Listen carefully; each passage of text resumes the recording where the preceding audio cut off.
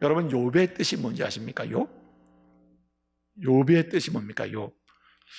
마치는 분에게는 배를 깎아드리도록 하겠습니다. 제 방에 배가 있습니다. 남양주 배가 있다. 남양주 배. 그 맛있대요. 보니까 남양주 배도. 난 배는 강원도 배만 맛있는 줄 알았어요. 치악산 배. 네?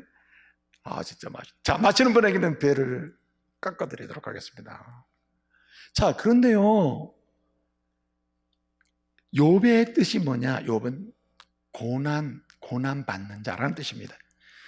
욥이라는 말 자체가 고난받는 자, 핍박받는 자, 고통 중에 있는 자, 아파하는 자, 눈물 흘리는 자, 슬퍼하는 자, 어떤 이 모든 고통과 관련된 언어가 다 포함된 그거에 짐을 지고 사는 그 속에 있는 사람, 이런 사람을 가리키는 말이 욥이라는 말입니다. 그래서 욥은 핍박받는 자라는 뜻이에요. 가장 그 큰 의미가 이거예요. 고난받는다는 의미입니다.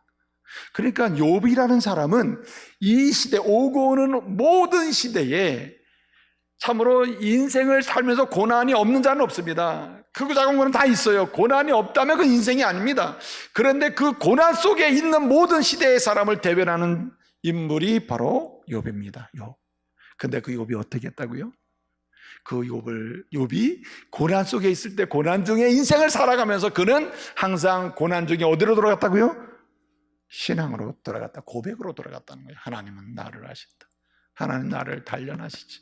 하나님 결국 나를 만들어내실 거야. 내가 지금은 안 보여, 안 잡혀, 그러나 몰라. 그러나 주님은 아시지.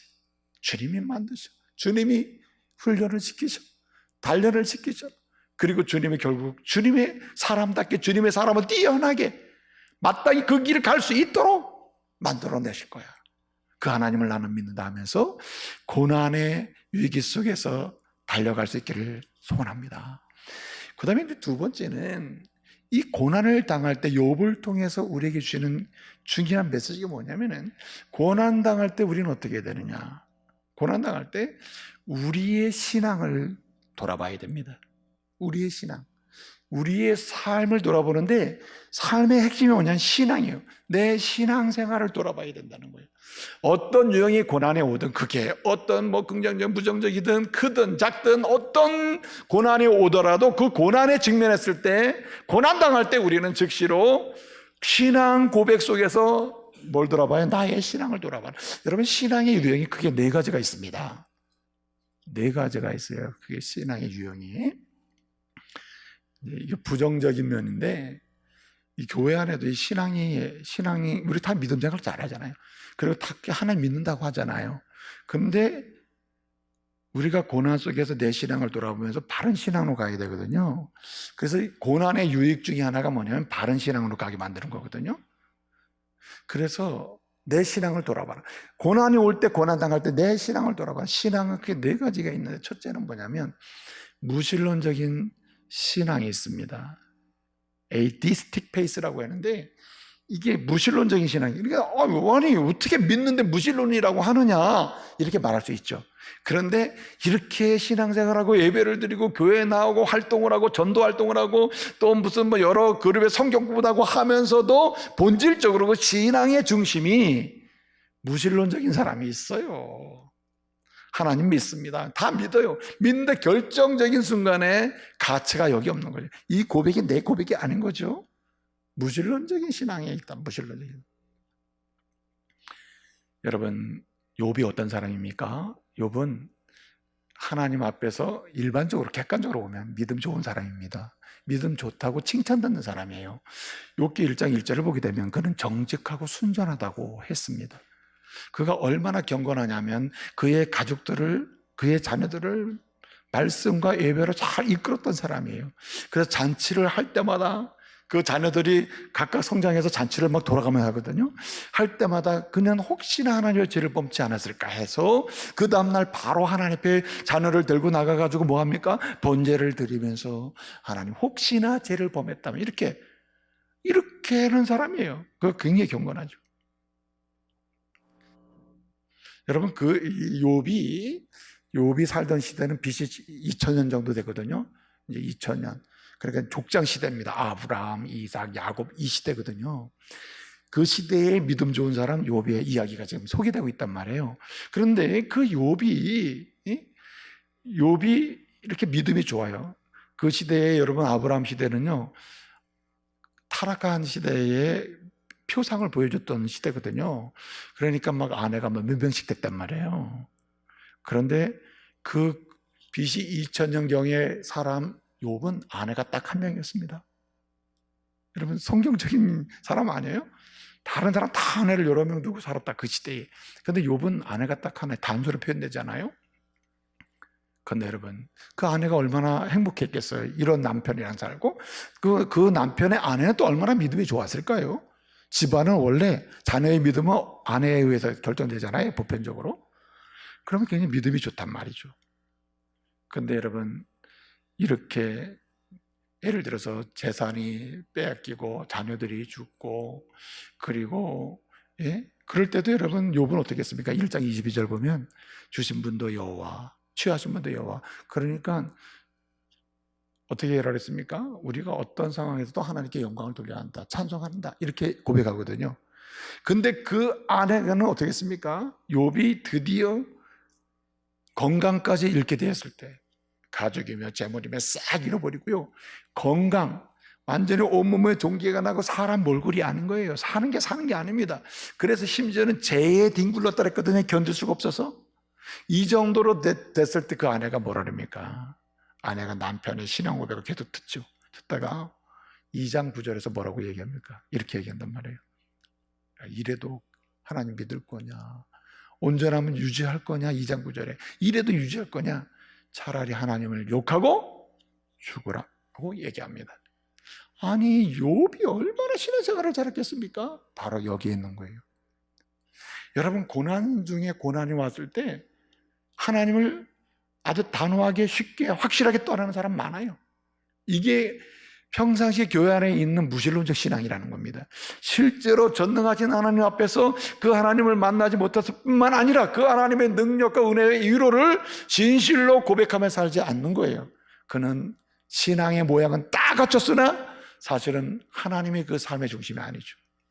무신론적인 신앙이라는 거예요. 이런 신앙에 대해서 어떻게 합니까? 욥은 신앙을 견고하게 지키죠. 그가 떠나라고 했을 때 어떻게 합니까? 버리라고 할 때, 욕하라 할 때 어떻게 합니까? 예? 어리석은 여자 중에 한 명이 바로 너다, 당신이다. 예? 복을 주시는 분이 재앙도 주시지 않겠느냐, 이렇게 그 고백을 견지한단 말이죠. 여러분 이렇게 이런 유형의 신앙이 오늘 하나님의 교회 안에, 하나님의 믿는다고 하는 성도들 안에 존재하는 것입니다. 그런데 또 한 가지 신앙이 있어요. 그 또 한 가지 신앙은 뭐냐면 3장부터 26장까지의 이야기를 보면 여기 이렇게 욥이 심각한 질병에 빠졌을 때 욥의 친구들 3명이 찾아오거든요. 3명이 찾아오면 누굽니까? 엘리바스라는 친구, 빌닷이라고 하는 친구, 소발이라고 하는 친구가 찾아와요. 진짜 좋은 친구들이죠. 찾아서 어떻게 합니까? 말씀에 보면 7일 동안을 아무 말도 하지 않아요. 그 고통당하는 친구 옆에서 그냥 있어주는 거예요. 예?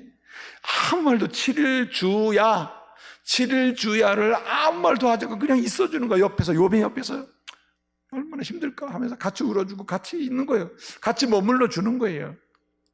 여러분 욥이 위로가 됐을까 안 됐을까요? 당연히 위로가 되죠. 아무 말 없이 있어주는 자체가 사실 위로거든요. 근데 여러분 7일째 지날 무렵 욥이 얘기합니다. 나 너무 힘들다. 너무 힘들다고 얘기해요. 그랬더니 여러분 욥의 세 친구가 어떻게 얘기하죠? 엘리바스가 얘기합니다. 4장 7절 이하를 보면 잘 생각해 봐. 잘 생각해 보라고 하면서 하는 얘기가 뭡니까? 모든 데는 원인과 결과가 있는 거야. 결과에는 원인이 있는 거야. 이러한 질병에, 그 다음에 자녀의 죽음, 재물의 모든 빼앗기는 이러한 고통과 고난을 당할 때에는 거기 원인이 있는 거야. 원인. 이건 심판인데 심판에는 원인이 있어. 원인은 뭐냐? 죄다 이거. 그래서 얘기하는 거예요. 그렇게 7일 동안 아무 말 없이 같이 하면서 위로가 됐던 친구가 얘기해요. 너 생각해봐. 너 잘 생각해봐라. 너 죄진 게 있을 거야. 잘못된 게 있을 거야. 악한 게 있을 거야. 문제가 있을 거야. 하면서 뭐라 합니까? 회개하라고 그러잖아요. 돌아오라고. 너 평상시에 내가 보니까 뭐 굉장히 깨끗한 척하고 뭐 도와주는 것 척하고 뭐 굉장히 경건한 척하고 자녀들을 위해서 번제도 드리고 굉장히 믿음 좋은 줄 알았더니 너 우리 모르게 저적이 있는 거야 하면서 막 몰아붙이는 거예요. 여러분, 이렇게 사장이 이렇게 얘기하거든요. 8장에 가면요 또 재밌는 게 기가 막힌 게 뭡니까? 이렇게 또 빌닷이 얘기하거든요. 빌닷이 얘기합니다. 좀 듣고 배워라. 듣고 배워. 그런 요점이 그거예요. 듣고 배워. 선진들이 얘기했던 거 듣고 배워. 듣고 좀 배워봐. 배우려고 해야 돼. 너만 잘하는 거 아니야. 막 이러면서 막 몰아붙이는 거예요. 소발이 뭐라랍니까? 여러분, 소발의 뜻이 뭔지 아세요? 소발. 소발의 뜻은 지적인다는 뜻이에요. 그런 사람 있잖아요. 꼭 힘들어 죽겠는데 와가지고 소발이 그런 사람이라. 네? 여러분, 그 빌닷의 뜻은 뭔지 아세요? 빌닷은 논쟁한다, 논쟁하는 사람이라는 뜻이에요. 논쟁. 막 따지기 좋아하고. 네. 여러분, 엘리바스는요 심판자라는 뜻이에요. 심판자, 심판하는 사람. 어떻게 이름이 다 그렇죠? 세 명이 와가지고 계속 7일 동안은 같이 있어 1호가 됐는데 끝나자마자 7일 지날 무렵부터 그냥 공격하기 시작하는데 이 세 사람의 모든 이야기 결론은 딱 하나입니다.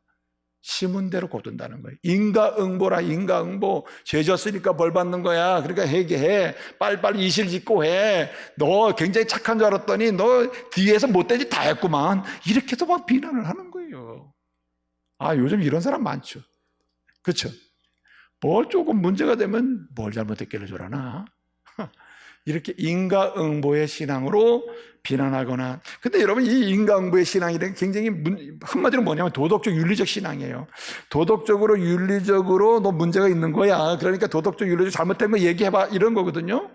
근데 이 인과응보의 신앙이 문제가 뭐냐면 자기는 의인이에요. 네가 죄인이 되는 거예요. 당신이 죄인이야. 나 건강하잖아. 너는 병들었잖아. 우리 자녀 안 죽어서 내 자녀 7남매 다 죽었잖아. 우리 재물 뺏긴 적이 없어. 너의 재물은 다 뺏겼잖아. 지금 요백이 하는 말입니다. 인과응보라는 거죠. 여러분, 이런 신앙의 겉면을 들을 때 위로가 됩니까? 힘이 됩니까? 차라리 오질 말지. 이렇게 되는 거 아니에요? 그렇죠? 여러분, 차라리 옆에 있질 말지. 함께 하질 말지. 함께 하면서 온갖 신앙을 병들게 하는 사람이 있어요. 인과응보의 신앙으로.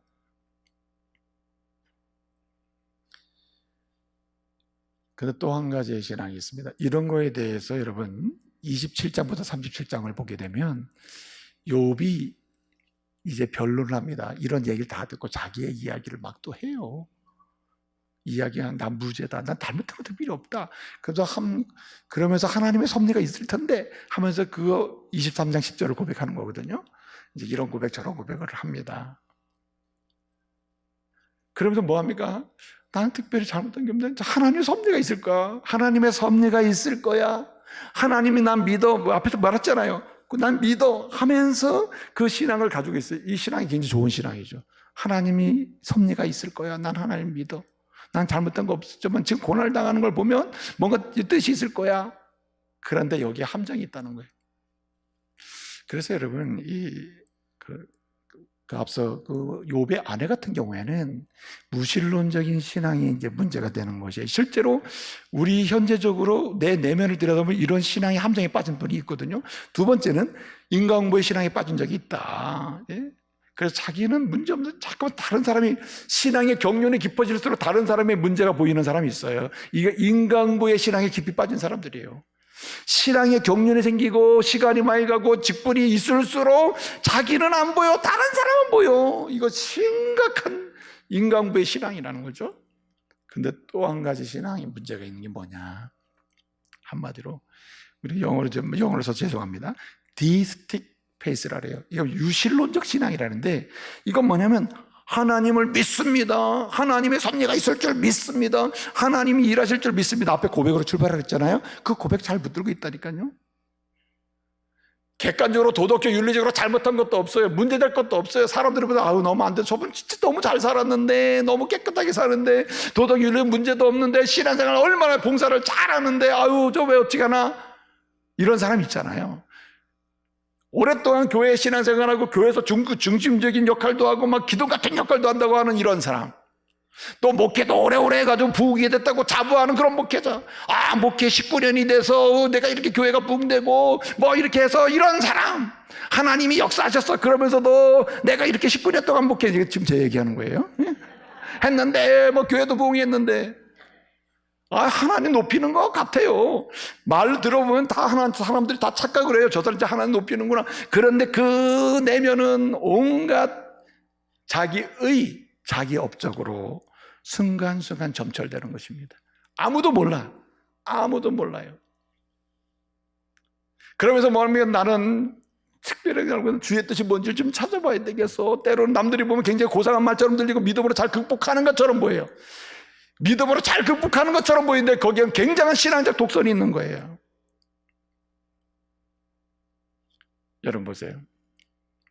그래서 여러분 욥기 31장을 보게 되면 뭐 이렇게 막 얘기하거든요.